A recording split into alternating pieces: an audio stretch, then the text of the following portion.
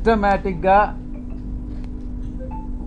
ఎలా కుట్రలు జరుగుతున్నాయి అన్నటువంటి విషయాన్ని ఆకలింపు చేసుకోవాలి. 24 ఎన్నికల్లో వైఎస్ఆర్ కాంగ్రెస్ పార్టీ ఓటమి పాలైనటువంటి విషయం మీ అందరికీ కూడా తెలిసినటువంటి విషయం. దానికి చాలా కారణాలున్నాయి, సమీక్షించుకుంటున్నాం. ఆ సమీక్షల తర్వాత ఏదైతే నివారణోపాయాల్ని ఆలోచించి చర్యలు తీసుకోవాలనో ఆ చర్యలు తీసుకోవడం జరుగుతుంది మా పార్టీ అధ్యక్షుల వారు.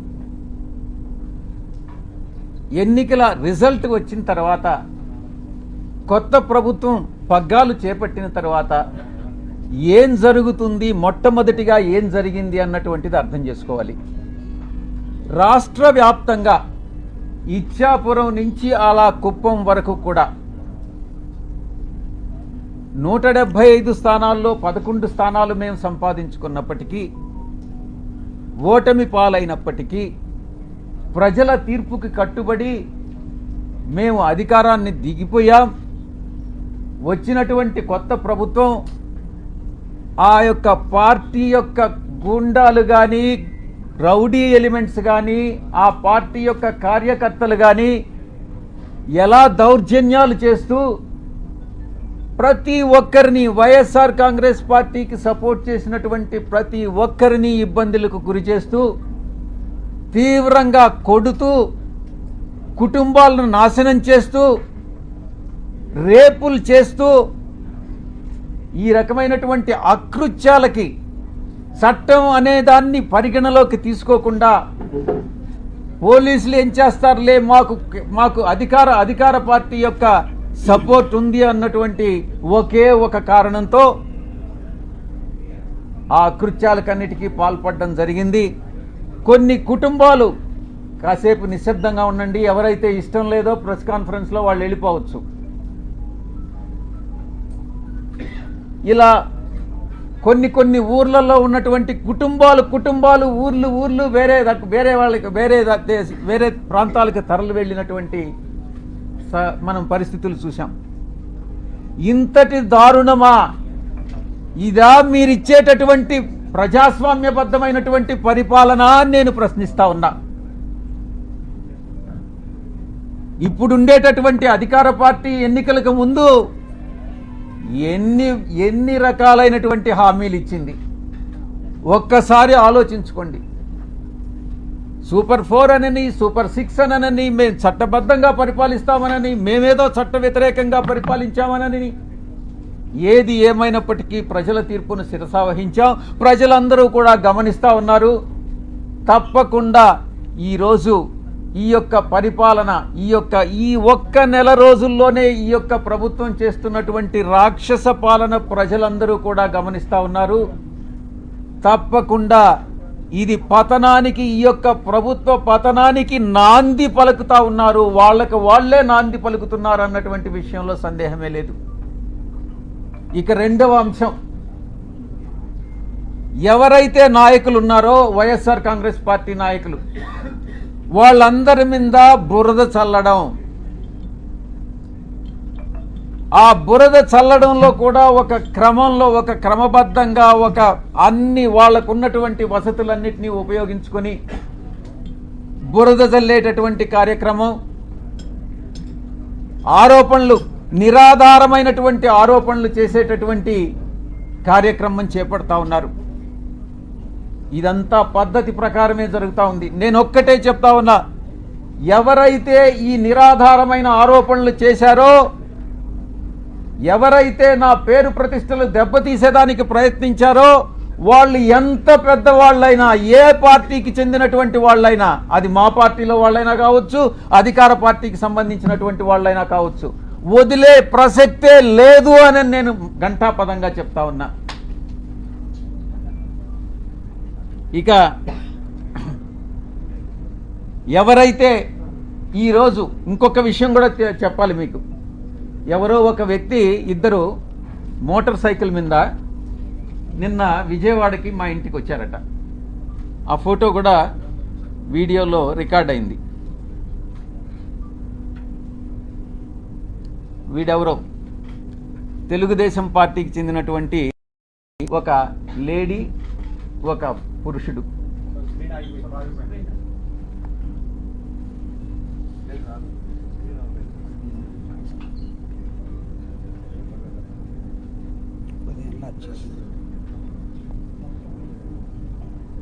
వీళ్ళు నేను ఒక్కటే చెప్తా ఉన్నా, వీడెవడో నాకు తెలీదు, వాడు ధైర్యంగా వచ్చి విజయసాయిరెడ్డి వాడు ఉండాడా ఇక్కడ, పారిపోయాడా అని అన్నాడంట. ఎక్కడికి పారిపోయాడు అని అన్నాడంట. వాడెవడో నాకు తెలీదు. వీడు డెఫినెట్గా తెలుగుదేశం గుండా అయి ఉంటాడు. ఆ గుండా వెనుక ఒక అమ్మాయిని కూడా తీసుకొచ్చాడు. నేను ఒక్కటే చెప్తా ఉన్నా, ఎవరైనా కూడా, నేను ఈరోజు ఇక్కడ వచ్చాను, నాకేం సెక్యూరిటీ లేదే, ఏ ఒక్క పోలీసు నా దగ్గరికి రాలేదే, నాకు పర్సనల్ సెక్యూరిటీ కూడా లేదే, నేను ధైర్యంగా వచ్చా. వీడెవడో టైం చెప్పి నువ్వు ఫలాని దగ్గరికి రా అని చెప్తే ధైర్యంగా నేను ఒక్కడనే వెళ్తా. ఈ రకంగా ఏదో వచ్చి నేను భయపెట్టేస్తాను, నేను కొట్టేస్తాను, చంపేస్తాను అని ఈ రకంగా భయపెడితే తాటాకు చప్పుళ్ళకు భయపడేటటువంటి వాడిని కాదు అని నేను చెప్తా ఉన్నా. పత్రికాముఖంగా చెప్తా ఉన్నా, వీడికే చెప్తా ఉన్నా, నువ్వు టైం చెప్పరా, నేను వస్తా, లేదా నువ్వు మా ఇంటికి వచ్చి వాడు విజయసాయిరెడ్డి గారు ఎక్కడ అన్నావు కదా, నువ్వే చెప్పు, మీ ఇంటి అడ్రస్ చెప్పు, నేను వస్తా, చూసుకుందామని అన్నటువంటి విషయాన్ని నేను చెప్తా ఉన్నాను. నేను దీన్ని బట్టి ఒకటే అర్థం చేసుకోవాలి, ఏ ప్రభుత్వం అధికారంలో ఉన్నా, ఏ కూటమి అధికారంలో ఉన్నా, మేము ప్రతిపక్షంలో ఉన్నా, భయపడే ప్రసక్తి లేదు. మళ్ళీ తిరిగి వైఎస్ఆర్ కాంగ్రెస్ పార్టీ 5 సంవత్సరాల కాలంలో మళ్ళీ అధికారంలోకి వస్తుంది. మధ్యంతర ఎన్నికలు కానీ వస్తే మళ్ళీ కూడా అధికారంలోకి వస్తుంది. ఎవరైతే తోక ఆడిస్తున్నారో ఆ తోక ఆడిచ్చే వాళ్ళందరినీ తిరిగి కత్తిరిస్తామని నేను పత్రికాముఖంగా చెప్తా ఉన్నా. ఇక బాబాసాహెబ్ అంబేద్కర్ గారు రాజ్యాంగాన్ని రూపొందించినప్పుడు రాజ్యాంగ రూపకర్త 4 స్తంభాల్ని నిర్మించారు. 1 పార్లమెంటు, 2 బ్యూరోక్రసీ, జ్యుడిషియరీ, ఆ తర్వాత మీరు 4th పిల్లర్ ప్రెస్. ఏంటి ఉద్దేశం, ఏంటి రాజ్యాంగంలో ఉన్నటువంటి ఉద్దేశం ఏంటి? తరతరాలుగా ఈ యొక్క అణగారినటువంటి వర్గాలు, తరతరాలుగా వెనుకబడినటువంటి వర్గాలు, అది మనునీతి ధర్మం ప్రకారం కుల వృత్తుల వల్ల కావచ్చు, మరి ఏ ఇతర రీత్యా కావచ్చు, ఈ యొక్క అణగారినటువంటి వర్గాలన్నింటినీ కూడా పైకి తీసుకురావాలన్నటువంటి ఉద్దేశంతో రాజ్యాంగంలో ఈ యొక్క 4 స్తంభాలని నిర్మించి చట్టానికి లోబడి మీరు పని చేయండి అని చెప్పినటువంటి మహానుభావుడు బాబాసాహెబ్ అంబేద్కర్ గారు. అందుకే ఈ ఇన్స్టిట్యూషన్స్ అన్నీ కూడా మీకు మీ బాధ్యతలను గుర్తు చేస్తా ఉన్నా. మీడియాకి అంతరాలు లేనటువంటి సమాజమే మన ధ్యేయంగా ఉండాలి అన్నటువంటి చెప్పినటువంటి వ్యక్తి గొప్ప వ్యక్తి బాబాసాహెబ్ అంబేద్కర్ గారు. ఇక అణగదొక్కబడినటువంటి కులాలని ఒక షెడ్యూల్డ్ కులాలుగా పెట్టి, ఒక షెడ్యూల్లో పెట్టి వాళ్ళకి రిజర్వేషన్స్ పాటించమనని, ఆ బాధ్యతని గుర్తు చేయడానికే ఈ బ్యూరోక్రసీ, జ్యుడిషియరీ, ఈ యొక్క పార్లమెంట్ అన్నటువంటి దాన్ని ఆయన రూపొందించడం జరిగింది. దాంట్లో మీ పాత్ర కూడా ఉంది. ఈ రిజర్వేషన్స్ని పాటించేటట్టు ఈ యొక్క ఇన్స్టిట్యూషన్స్ అన్నీ చేయాల్సినటువంటి బాధ్యత మీ మీద కూడా ఉంది. ఈ సందర్భంగా మీరు ఎలా గత 3 రోజులుగా మీరు ఏం ట్రోల్ చేశారు, మీరు ఏం టెలికాస్ట్ చేశారు అన్నటువంటి విషయం నేను వేరే చెప్పనక్కర్లేదు. ఎవరికి మీరు ద్రోహం చేసింది? ఒక ఆదివాసీ మహిళకి, ఒక ఆదివాసీ అధికారినికి ఒక్కసారి ఏదో లేనిది ఉన్నట్టుగా చిత్రీకరించి అవాస్తవాలని ఆధారాలు లేనటువంటి వాటిని టెలికాస్ట్ చేసి ఘోరమైనటువంటి తప్పిదం చేసినటువంటి ఛానల్స్ ఒకటి, మొట్టమొదటిది మహా న్యూస్. నన్ను డిస్టర్బ్ చేయొద్దు. నేనంతా పూర్తి చేసిన తర్వాత నువ్వు ఏదైనా అడుగు, నేను చెప్పేదానికి సిద్ధంగా ఉన్నా. నువ్వు కూడా వంశీకృష్ణలాగా ప్రవర్తించొద్దు. మహా న్యూస్ 2, ABN 3, TV5. నీకు ఇబ్బందిగా ఉండొచ్చు, కానీ ఇవన్నీ కూడా వాస్తవాలు. ఒక న్యూస్ని టెలికాస్ట్ చేసే ముందు దాని ఆధారాలు ఏంటి, ఎవరి మీద అయితే ఆరోపణలు చేస్తున్నామో ఆ ఆరోపణలు వాళ్ళతో చెకప్ చేసుకొని వాళ్ళ అభిప్రాయాలు తీసుకోవడం జర్నలిస్ట్ సాంప్రదాయాలకి శ్రీకారం చుట్టడం. అది కూడా పూర్తిగా మర్చిపోయి మీ పాటికి మీరు ఆధారాలు లేకుండా టెలికాస్ట్ చేయడం అన్నటువంటిది ఘోరమైనటువంటి తప్పిదం. తప్పకుండా మీరు ఎలా క్షమాపణలు మీ చేత చెప్పించాలో నాకు తెలుసు, నేను చేయిస్తాను కూడా.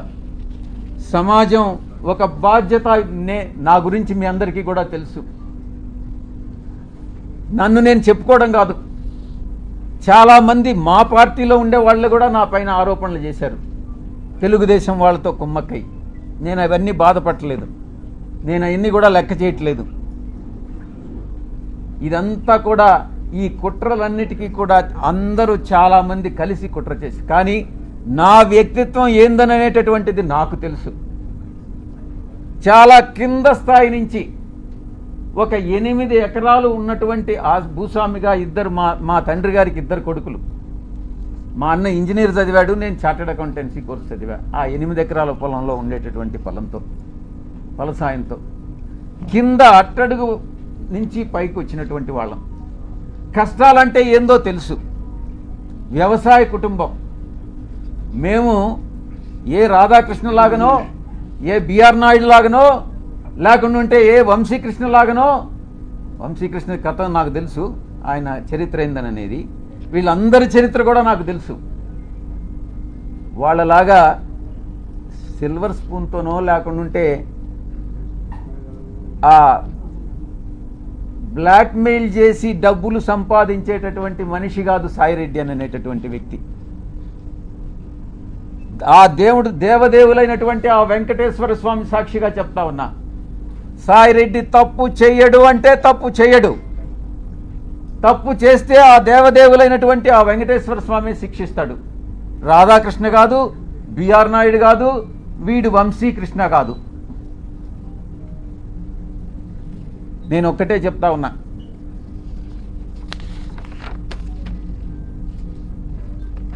ఒక ఎంపీగా, బాధ్యతాయుతమైనటువంటి ఎంపీగా నా యొక్క బాధ్యతలను నేను నిర్వర్తిస్తా ఉన్నా. ఆ క్రమంలో సమాజాన్ని, అంతరాలు లేనటువంటి సమాజాన్ని తీర్చిదిద్దేదానికి నా వంతు కృషి నేను చేస్తా ఉన్నా. బరి తెగించి హద్దులు మీరి ఇష్టానుసారంగా ఆధారాలు లేకుండా నిరాధారమైనటువంటి ఆరోపణలు ఒక ఆదివాసీ స్త్రీతో సంబంధం ఉన్నట్టుగా మీరు చెప్పి ఈరోజు అదే ఆధారాలు మీరు ఎవరెవరికి సబ్మిట్ చేయాల్సి ఉంటుంది అన్నటువంటి విషయాన్ని నేను రాబోయేటటువంటి నా యొక్క ప్రెస్ కాన్ఫరెన్స్లో నేను ఎక్స్ప్లెయిన్ చేస్తాను. ఈ కుట్ర కుతంత్రాల వెనక ఎవరున్నారు అనే విషయాన్ని నేను ప్రశ్నిస్తా ఉన్నా. నాకు వ్యతిరేకంగా అనైతికంగా ప్రవర్తించినటువంటి వాడు వంశీకృష్ణ, 2 రాధాకృష్ణ, 3 బిఆర్ నాయుడు, 4 వెంకటకృష్ణ, 5 సాంబడు. నేను చెప్తా ఉన్నా, తప్పకుండా మీ అందరూ కూడా చట్టానికి లోబడి మీ అందరి మీద చర్యలు తీసుకోవడం జరుగుతుంది. ప్రతిపక్షంలో ఉన్నాడు వీడు విజయసాయిరెడ్డి, ఏం చేస్తాడు లేనని మీరు తేలిగ్గా తీసుకోవచ్చు. కానీ విజయసాయిరెడ్డి ఒక్కసారి పట్టుబడితే ఆ రోజు రామోజీరావు నాతో తగువేసుకున్నాడు. నేను ఏ రోజు రామోజీరావుని కలవలే. 1 సంవత్సరం రోజులు ట్విట్టర్ ద్వారా రామోజీరావుని నేను ఎదిరించా, వేధించా. ఏం చేశాడు? అదేవిధంగా అటు రాజ్యాంగబద్ధంగాను నాకున్నటువంటి ఏ అయితే వసతులు ఉన్నాయో అన్ని వసతులను ఉపయోగించి వీళ్ళందరికీ కూడా బుద్ధి చెప్తాను అన్నటువంటి విషయాన్ని నేను తెలియజేస్తా ఉన్నా. ఇక యూట్యూబ్ ఛానల్స్ కావచ్చు, కొంతమంది సోషల్ మీడియాలో గ్రూప్స్ క్రియేట్ చేశారు. ఆ గ్రూప్స్ కానీ చట్టరీత్యా నేను చర్యలు తీసుకోబోతున్నాను అన్నటువంటి విషయాన్ని నేను మీకు తెలియజేస్తా ఉన్నా. ఆ చర్యలు ఏందనేది కూడా మీకు చెప్పి చేస్తాను. మీకు వెన్నుపోటు పొడిచేటటువంటి ఉద్దేశం నాకు లేదు. మీకు చెప్పి చేస్తాను.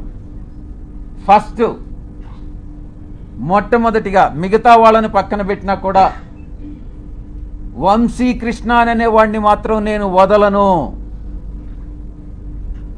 తప్పకుండా ప్రివిలేజ్ మోషన్ పార్లమెంటులో మూవ్ చేస్తాను. వీడు చేసినటువంటి అన్యాయానికి, అన్యాయమైనటువంటి నిరాధారమైనటువంటి ఆరోపణలకి. 2, ఎడిటర్స్ గిల్డ్ ఆఫ్ ఇండియాకి కంప్లైంట్ చేస్తా. 3, ప్రెస్ కౌన్సిల్ ఆఫ్ ఇండియాకి కంప్లైంట్ చేస్తా. నేషనల్ ఉమెన్ కమిషన్కి కంప్లైంట్ చేయిస్తా. నేషనల్ ట్రైబల్ కమిషన్కి కంప్లైంట్ చేయిస్తా. నేషనల్ హ్యూమన్ రైట్స్ కమిషన్కి కంప్లైంట్ చేయిస్తా. ఆంధ్రప్రదేశ్ ఎస్టీ కమిషన్కి కంప్లైంట్ చేయిస్తా. డిఫమేషన్ కేసు ఫైల్ చేస్తా. నేనే చేస్తా. యూనియన్ ట్రైబల్ మినిస్టర్ని కలిసి వీడు చేసేటటువంటి అన్యాయాలు, వీడు చేసేటటువంటి అకృత్యాలు, వీడు చేసేటటువంటి బ్లాక్మెయిల్స్, వీడు చేసేటటువంటి ఇండస్ట్రియలిస్ట్ అందరినీ కూడా పిలిచి వాళ్ళని బెదిరించి, నీ ఇండస్ట్రీలో ఇవన్నీ తప్పులు చేశావు, నువ్వు ఇంత నాకు బ్లాక్మెయిల్ అమౌంట్ కట్టు అని బెదిరింపులను కూడా నేను కేంద్ర మంత్రికి నేను విన్నవిస్తా. ఇక నేనే టేకప్ చేస్తా.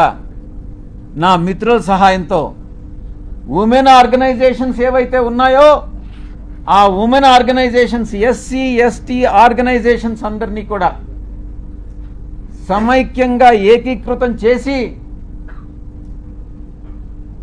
వీడి మీద చర్యలు తీసుకునేటటువంటి ఏర్పాట్లన్నీ కూడా చేస్తాం. ఇక కాన్స్టిట్యూషనల్ బాడీస్ ఏదైతే ఉన్నాయో న్యాయం కోసం ఇతన్ని శిక్షించేదానికి ఏదైతే చేయాలనో ఆ ప్రతి ఒక్కటి చేస్తానని నేను మీ అందరికీ కూడా తెలియజేస్తా ఉన్నా. ఒక ఆడబిడ్డని, ఒక ఆదివాసీ బిడ్డని బజారుకి ఇచ్చి నా వ్యక్తిత్వం మీద, నా ఎదుగుదల మీద, ఒక పేదలకి సేవ చేయాలి, ప్రజాసేవ చేయాలి అన్నటువంటి ఆలోచన కలిగినటువంటి నా మీద కుట్ర పన్ని ఈ యొక్క వ్యక్తి, ఈ వంశీకృష్ణ అనేటటువంటి వ్యక్తిని ఎటువంటి పరిస్థితుల్లో వదిలేదే లేదు అని నేను ఖరాఖండిగా చెప్తా ఉన్నా. వీటన్నిటికీ మించి ఒక ప్రైవేట్ మెంబర్ బిల్ పార్లమెంటులో సోషల్ మీడియాని, ఇటు ఈ యొక్క వెధవలు ఎవరైతే ఉన్నారో జర్నలిస్టులుగా వీళ్ళని శిక్షించేటటువంటి బిల్లుని ఒకటి ప్రవేశపెట్టాలన్నటువంటి ఆకాంక్ష కూడా నాకు ఉంది అని నేను తెలియజేసుకుంటా ఉన్నా. ఇక అమానవీయ రీతిలో, మానవత్వం లేనటువంటి రీతిలో, ఇన్హ్యూమన్గా, అసహ్యకరమైనటువంటి రీతిలో, జుగుప్సాకరంగా మహా ఛానల్లో ఇష్టారీతిన మాట్లాడితే ఇక్కడ ఎవరు గమ్ముకుంటారు? నీకేమైనా ఒడుగున కొమ్ములు వచ్చాయా? నువ్వు ఒక అధికారంలో ఉన్నటువంటి ఒక సామాజిక వర్గానికి చెందిన వాడివని భయపడతామా? నోడల్ ఎంపీగా ప్రభుత్వ కార్యక్రమాలకు హాజరైనప్పుడు చాలామంది అధికారులు హాజరవుతారు, చాలా అడుగుతారు, చేయగలిగినవన్నీ చేస్తాం. నేను ఇక్కడ ఉన్నప్పుడు ప్రజా దర్బార్ నిర్వహించేవాడిని. చాలామంది ప్రజలు చాలా విషయాలు అడిగేవాళ్ళు, చాలామంది కలుస్తారు. విధి నిర్వహణలో భాగంగా వీళ్ళందరూ కూడా కలవడం జరుగుతుంది. కలిస్తే తప్ప? కలిస్తేనే సంబంధం అంటగట్టేస్తారా? తారతమ్యాలు అనేటటువంటివి లేవా? వయసు అన్నటువంటిది తెలీదా? సహాయం కోసం 1-2 సార్లు నా కార్యాలయానికి వస్తే చాలామంది వచ్చారు, మీలో కూడా చాలామంది వచ్చారు. జర్నలిస్టులు కూడా ప్లాట్లు అడిగారు. నేను చేయగలిగిందంతా నేను చేశాను, విశాఖపట్నంలో ముఖ్యంగా. అప్పుడు జర్నలిస్టులకు తెలీదా ఒక రాజకీయ నాయకుడిని ఈ రకంగా ద్వారా లబ్ధి పొందకూడదు? ఒకవేళ మీరే జర్నలిస్టులు మీకు ప్లాట్ లేదని అలాట్ చేసి ఉంటే, మీకు అలాట్ చేసినటువంటి వాళ్ళలో ఎవరైనా మహిళలు ఉంటే వాళ్ళకి నాకు సంబంధం అంట కట్టేస్తారా? ఏమైనా బుద్ధుండి ఇటువంటి ప్రసారాలు చేస్తారా అని నేను ప్రశ్నిస్తా ఉన్నా. అలాంటి వ్యవహారాల్లో నన్ను తీసుకురావడంలో ఒక పెద్ద కుట్ర ఉంది. దీని వెనక వంశీకృష్ణ వెనక ఎవరుండారు అన్నటువంటి విషయం కూడా నాకు తెలుసు. స్వయాన ఆమె చెప్పింది,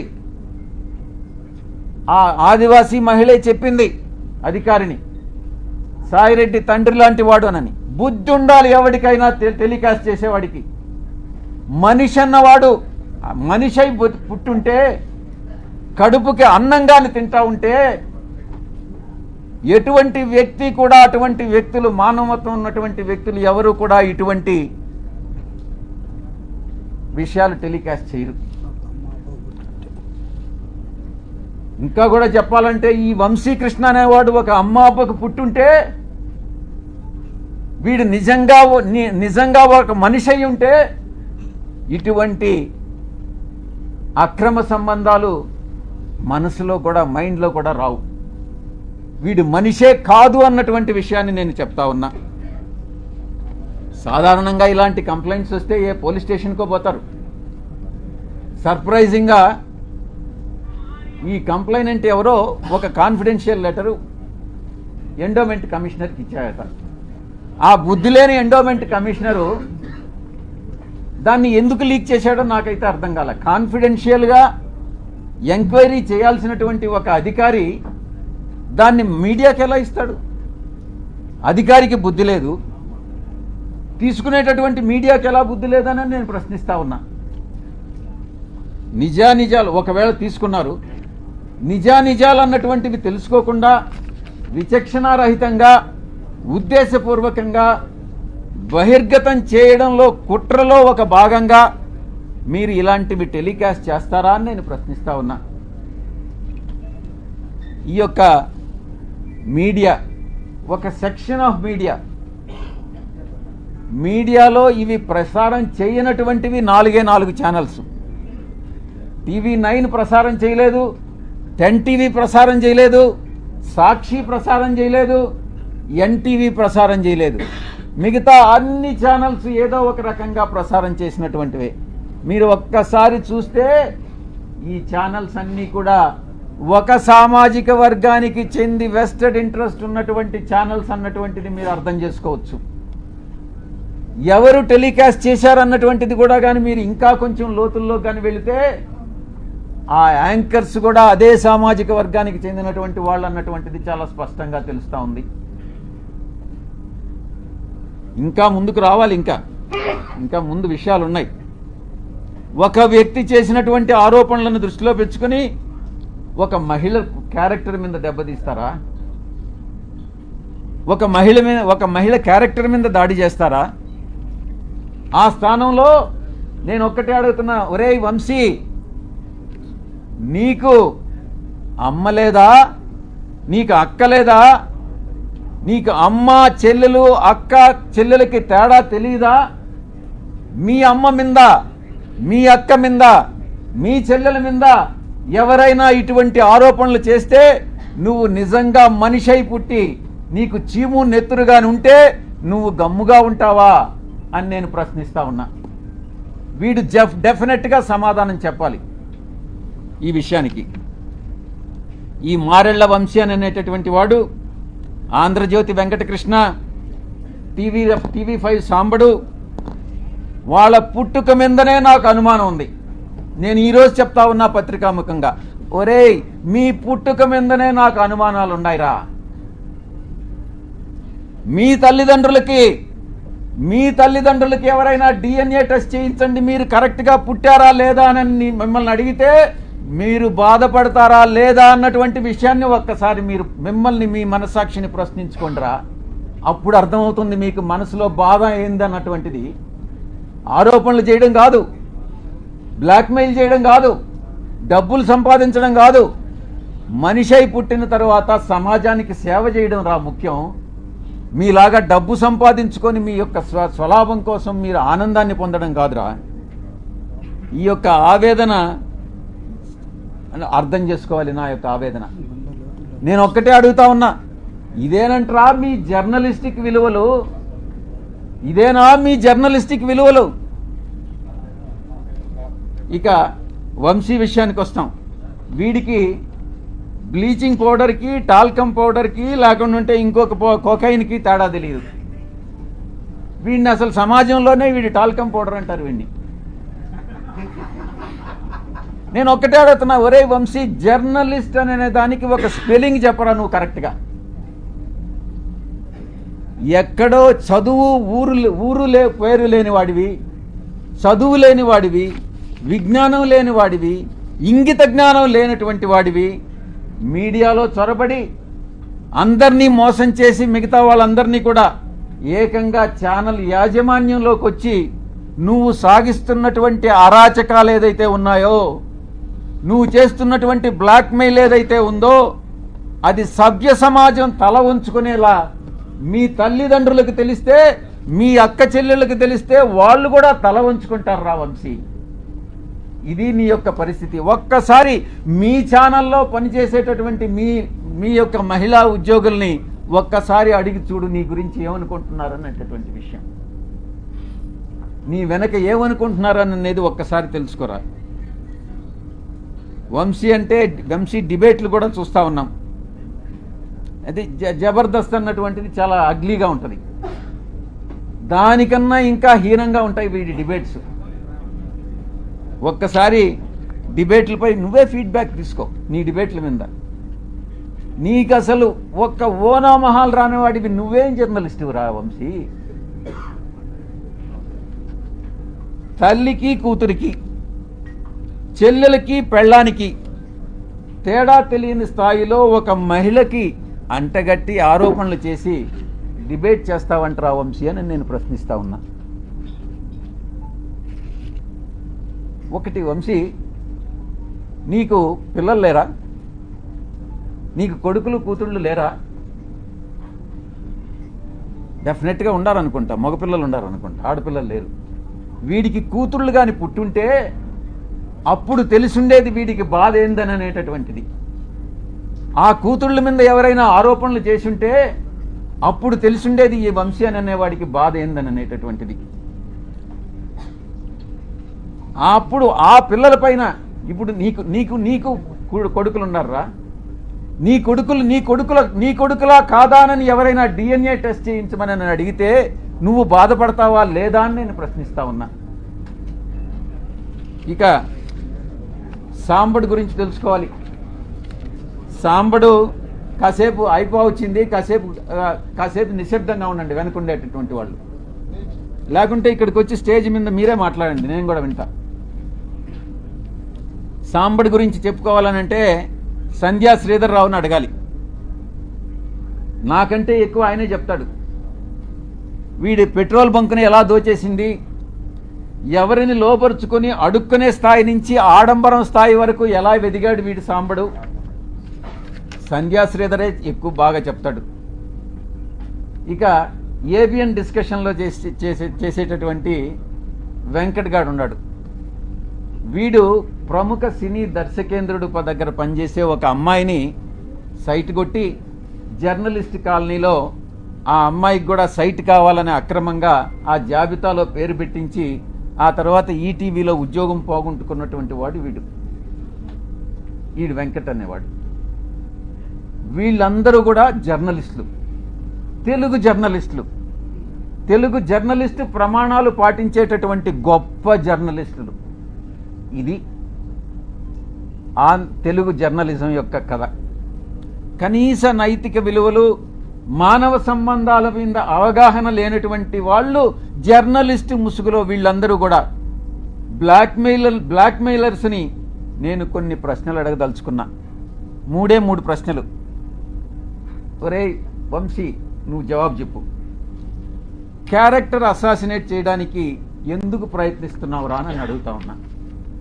2, నీ క్యారెక్టర్ని ఎవరైనా ఇబ్బంది పెడితే నువ్వు చూస్తూ ఊరుకుంటావా అని ప్రశ్నిస్తా ఉన్నా. ఎలాంటి ఆధారం లేకుండా నీ పేరుని ఎవరో మహిళతో లింక్ చేసి DNA టెస్ట్ చేయమని అడిగితే నువ్వు గమ్ముకుంటావా అని ప్రశ్నిస్తా ఉన్నా. ఈ 3 ప్రశ్నలకి నువ్వు సమాధానం చెప్పరా నువ్వు నిజంగా జర్నలిస్ట్ అయితే.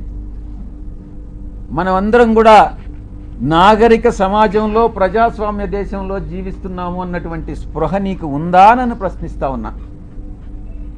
అసత్యమైనటువంటి అమానవీయమైనటువంటి ప్రసారాలను వేగవంతం చేసే అవకాశం ఉన్నటువంటి ఈ రోజుల్లో కనీస విచారణ లేకుండా ఎవరు నిజంగా ఈ యొక్క ఇన్ఫర్మేషన్ కరెక్టా కాదా అన్నటువంటిది కూడా తెలుసుకోకుండా తిరిగి టెలికాస్ట్ చేయడం శిక్షార్హమైనటువంటి నేరం అని నీకు తెలియదా? అయినా నువ్వు చదువుకోలేదు, నీకేం తెలియదని నాకు తెలుసు, అయినా నీకు నేర్పిస్తా ఏం చేయాలన్నటువంటిది. దీన్ని ప్రజలు హర్షించరు అని నేను తెలియజేస్తా ఉన్నా. ఇక ఇంకొక విషయం కూడా నేను మీకు చేయదలుచుకున్నా. గతంలో ఒక 2.5 సంవత్సరం కిందట అప్పట్లో రామోజీరావు మీద కోపం వచ్చి నేను కూడా ఒక ఛానల్ స్టార్ట్ చేయాలని నేను ఒక నిర్ణయం తీసుకున్నా. అది ఓపెన్గా కూడా అనౌన్స్ చేశాను. కానీ కొన్ని కారణాల వల్ల మా అధ్యక్షులు నువ్వు అనవసరంగా లాస్ అయిపోతావన్నా, ఎందుకు మన ఛానల్ ఉంది కదా అని అంటే మళ్ళీ గమ్మైపోయా. కానీ ఈరోజు నిర్ణయం తీసుకున్నా, అరే వీడు దేనికి పనికిరానటువంటి వాడు ఈ వంశీ అనేటటువంటి వంశీగాడు ఛానల్ స్టార్ట్ చేయంగా ఒక ఎంపీగా ఉండి సమాజంలో ఒక పలుకుబడి ఉండి ఒక మంచి సేవ చేయాలన్నటువంటి దృక్పథం ఉన్నటువంటి నేను ఛానల్ స్టార్ట్ చేయలేనా? ఇన్ని రోజులు నేను ఎందుకు కాలయాపన చేశానన్నటువంటి తపన ఈరోజు నాలో మొదలైంది. తప్పకుండా ఛానల్ స్టార్ట్ చేస్తాను. మళ్ళీ నిర్ణయం తీసుకున్నా. ఈసారి ఎవరు చెప్పినా కూడా వినేది లేదు. ఛానల్ ప్రారంభం చేసి తీరుతా అతి త్వరలో. వీళ్ళందరి దుశ్చర్యలు ఈరోజు ఏదైతే ఈ యొక్క కుల ఛానల్స్ ఉన్నాయో, కుల పత్రికలు ఉన్నాయో, వీళ్ళందరినీ కూడా ఎండగడతాను అని నేను పత్రికాముఖంగా తెలియజేసుకుంటా ఉన్నా. త్వరలో ప్రారంభం చేస్తాం. ఈ ఛానల్ చాలా న్యూట్రల్గా ఉంటుంది. కులాలకి, మతాలకి, రాజకీయ పక్షాలకి అతీతంగా ఉంటుంది. న్యూట్రాలిటీ అంటే న్యూట్రాలిటీనే. విజయసాయిరెడ్డి ఏ రాజకీయ పక్షంలోనైనా ఉండొచ్చు, కానీ ఛానల్ వచ్చేటప్పటికి న్యూట్రల్ ఛానల్ మాత్రమే మెయింటైన్ చేస్తాం, న్యూట్రాలిటీ మెయింటైన్ చేస్తామని నేను సవినయంగా తెలియజేసుకుంటా ఉన్నాను. ఇక బడుగు బలహీన వర్గాలకు సంబంధించి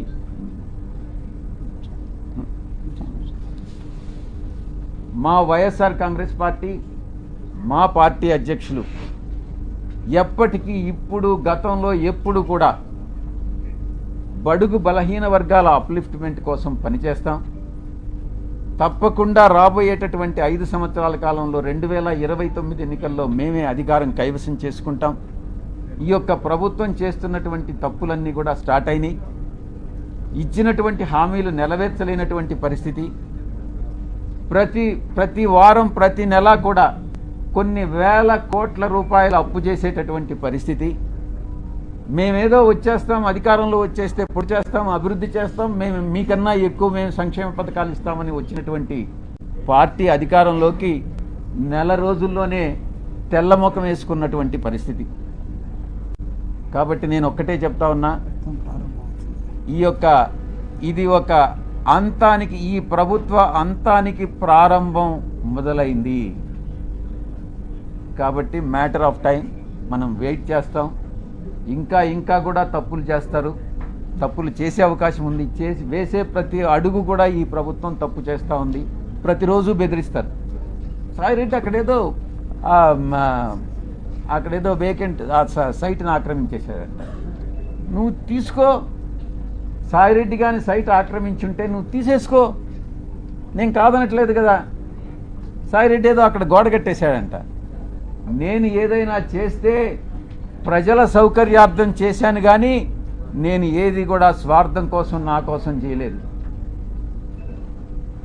ఏదైనా అక్కడేదో భీమిల్లో బ్రిడ్జి కట్టించానని ఆరోపణలు చేస్తున్నారు, కొట్టేస్తామని. కొట్టేయండి. ప్రజల కోసం కట్టించాను, ప్రభుత్వ ప్రాపర్టీని ప్రొటెక్ట్ చేశాను, నా సొంత డబ్బులు 2 కోట్లు ఖర్చు పెట్టుకున్నాను, దాన్ని మొత్తం క్లీన్గా క్లీన్ చేశాను. మీరే తీసుకోండి. నేనేమన్నా ఆక్రమించుకున్నానా? ఇటువంటి ఆరోపణలు చేసేటటువంటి మంత్రులకి, శాసనసభ్యులకి, పార్టీలకి నేను ఒక్కటే చెప్తా ఉన్నా, మీ ఇష్టం, చేసుకోవాల్సింది చేసుకోండి. ఎటువంటి పరిస్థితుల్లో భయపడేది లేదు అన్నటువంటి విషయాన్ని స్పష్టంగా చెప్తా ఉన్నా.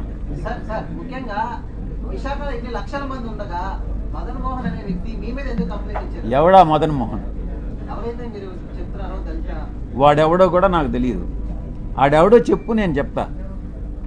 ఇంత ప్రెస్ మీట్ లోని అదే మదన్ మోహన్ అనే అతను మీ పేరు, మీ లెటర్ లోని మీ పేరు ప్రస్తావించారు, కానీ మీరు ఎక్కడ ఆ వ్యక్తి మీద ఒక మాట అసలు మీకు పరిచయం గతంలో ఏమైనా ఉందా లేదా? ఒకటి సార్, ఇక్కడ డైరెక్ట్ గా ఎంపీ విజయ్ సార్ మెన్షన్ చేశారు సార్ పేపర్ లో.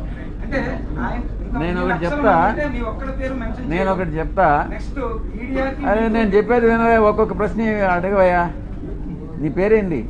రామకృష్ణ శ్రీనివాస్. నువ్వు కూడా వంశీకృష్ణ లాగానే ఉండవే. వంశీకృష్ణ కన్నా ఎక్కువ. చూడు, వాడే ఆ మదన్ మోహన్ అనేవాడు ఈయన చెప్పాడే, ఆ మదన్ మోహన్ అనేవాడు వంశీకృష్ణ మీద ఆరోపణలు చేసి ఉంటే ఇదే రకంగా రియాక్ట్ అవుతారా? నేను ఒక్కటే చెప్తా ఉన్నా, silence please, silence please, silence please. అక్కడ మన వాలంటీర్స్ ఎవరు ఉంటే ఆపండి అమ్మా, అక్కడ ప్లీజ్ మాట్లాడద్దని చెప్పండి. మాట్లాడాలంటే బయట పోయి మాట్లాడుకోండి సార్. ఒక్క నిమిషం సార్, నేను ఒకటే చెప్తా ఉన్నా, శ్రీనివాస్, మీ వంశీకృష్ణకు కూడా చెప్పు, ఇదే మహిళ మీద ఏదైతే ఆరోపణలు చేశాడో మీ వాడు వంశీకృష్ణ గారు, అదే మహిళ కమ్మ సామాజిక వర్గానికి చెందిన మహిళ అయితే ఈ ఆరోపణలు చేస్తాడా నేను ప్రశ్నిస్తా ఉన్నా. చెప్పు. నేను చెప్పా. రెండో విషయం, ఈ మదన్ మోహన్ అనేవాడు నన్ను ఎన్నిసార్లు కలిశాడు? ఈ మదన్ మోహన్ అనేటటువంటి వాడు నా దగ్గరకు వచ్చి 2 సార్లు స్కాలర్షిప్ దేనికోసమో 2 సార్లు వచ్చాడు. చాలామంది వస్తుంటారు, మీరు కూడా వచ్చారు, ప్లాట్ల కోసం వచ్చారు. నేను చేయగలిగింది చేశా, అదే రకంగా వాడికి చేశా. మదన్ మోహన్ అనేటటువంటి వాడు సాయిరెడ్డి మీదనే ఎందుకు కంప్లైంట్ చేశాడు అని అంటే, దానిలో ఆంతర్యం అర్థం చేసుకోలేనటువంటి అమాయకుడు అంటే భయ్యా శ్రీనివాస్ నువ్వు. మీ వంశీగాడిని అడుగు, వాడు చెప్తాడు బాగా దీనికి సమాధానం, నేను కాదు చెప్పాల్సింది. మదన్ మోహన్ అనేవాడు వంశీగాడిని అప్రోచ్ అయ్యాడా లేదా, ఎందుకు అప్రోచ్ అయ్యాడు, వాళ్ళిద్దరి మధ్యన ఉండేటటువంటి అండర్స్టాండింగ్ ఏంది అన్నటువంటిది మీ వంశీగాడిని అడుగు, చెప్తాడు. రైట్. నెక్స్ట్, ఆరోపణలు వచ్చిన తర్వాత ముందు ఫస్ట్ ఏం జరిగిందని నాకే తెలీదు, నాకు సంబంధం లేనటువంటి విషయం. నాకన్నా ముందు మీకే తెలిసింది ఏం జరిగిందని అనేది. ఆ తర్వాత అర్థం చేసుకొని ఆధారాలు సేకరించి దాని మీద రియాక్ట్ అయ్యేదానికి 3 రోజులు పట్టింది. 3 రోజులు కాకుంటే 4 రోజులు పట్టొచ్చు. ఎవరైనా తమరు ఏ ఛానల్ నుంచి కొంచెం పైకి లేచి మాట్లాడితే బాగుంటుంది.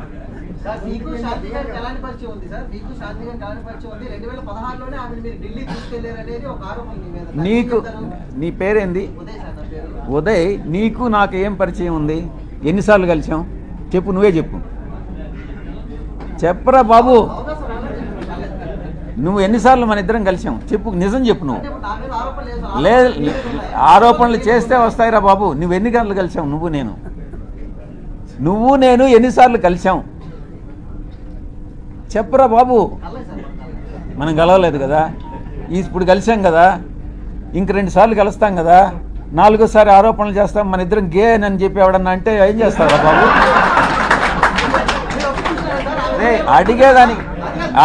అడిగేదానికి నీకు బుద్ధి ఉండాలా, చెప్పేదానికి నాకు బుద్ధి ఉండాలా. కానీ నెక్స్ట్,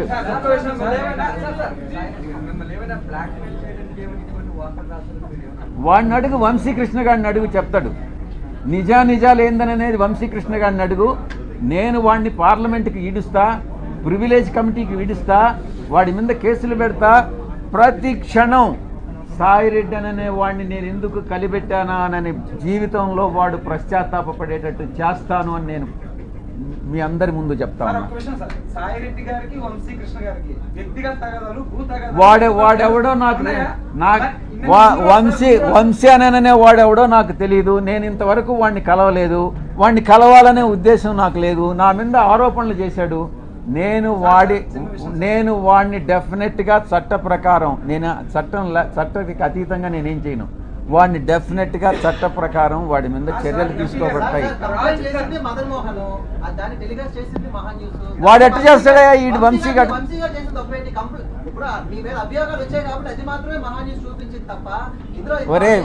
ఒరే ఉదయ్, నిన్ను నేను గే అంటాను, నువ్వేమంటావురా చెప్పు? నేను ఆరోపణ చేశాను నీ మీద. అవునరా, నీకే పుట్టాడనే నమ్మకం. అది రెడీగా అదే తీసుకురా, పోయి తీసుకురాపోరా, నీ సర్టిఫికేట్ తీసుకురాపో. నెక్స్ట్